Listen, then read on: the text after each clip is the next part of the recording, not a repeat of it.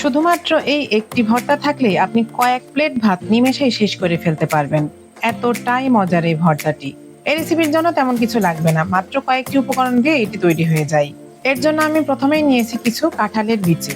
এখন কাঁঠালের বিচির খোসাটিকে এভাবে আমি ছাড়িয়ে নিচ্ছি। এখন আমি মাছ থেকে ঠিক এভাবে দুভাগ করে নিচ্ছি। এভাবে আমি আমার প্রয়োজন মতো কাঁঠালের বিচিগুলোকে পরিষ্কার করে নিয়েছি। দেখতে পাচ্ছেন ছোট এক বাটি মতো আমি কাঁঠালের বিচি পরিষ্কার করে নিয়েছি। এখন বিচিগুলোকে আমি পানি দিয়ে ভালোভাবে পরিষ্কার করে ধুয়ে নিচ্ছি। আপনারা চাইলে এই লাল খোসাটিকেও ভালোভাবে পরিষ্কার করে নিতে পারেন।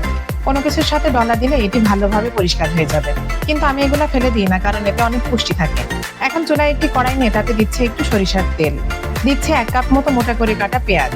পেঁয়াজটা একটু হালকা ভেজে তাতে দিচ্ছি 6 টুকরা মতো রসুন এবং 4টি কাঁচামরিচ দিয়ে দিচ্ছি। এ পর্যায়ে এগুলাকে আমি হালকা ভেজে নিচ্ছি। এখন দিচ্ছি কিছু শুকনা মরিচ। মরিচগুলোকে আমি মাছ থেকে এভাবে ভেঙে নিয়েছি। সবকিছুকে এমন ভাবে ভেজে নিব যেন এগুলার ভেতরটা নরম থাকে এবং বাইরেটা হালকা ব্রাউন কালার চলে আসে। ঠিক এভাবে ভেজেছি আমি। এখন পেঁয়াজ রসুনগুলাকে আমি একটি বাটিতে উঠিয়ে নিচ্ছি।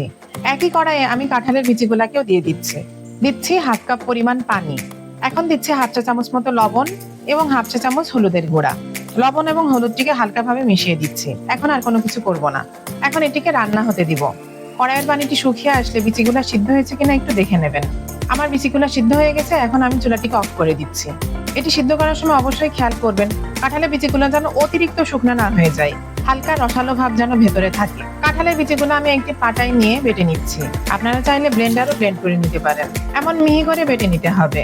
এখন আগে ভেজে রাখা পেঁয়াজ মরিচগুলাকেও হালকা করে বেটে নিচ্ছি। পেঁয়াজ মরিচগুলাকে খুব বেশি মিহি করবেন না, তাতে খেতে ভালো লাগবে। এখন সামান্য লবণ দিচ্ছি। আগেও কিন্তু আমি একটু লবণ দিয়েছিলাম। এখন সবকিছুকে এভাবে মেখে নিচ্ছি। সামান্য সরিষার তেলও দিয়ে দিচ্ছি। সবকিছু আবার ভালোভাবে মাখিয়ে একটি বাটিতে আমি কিছুটা উঠিয়ে রাখছি। এখন গরম গরম ভাত নিয়ে পাটাতেই মাখিয়ে খেয়ে নিচ্ছি। বিশ্বাস করেন রেসিপিটা এতটা মজার হয়েছে কি আর বলবো।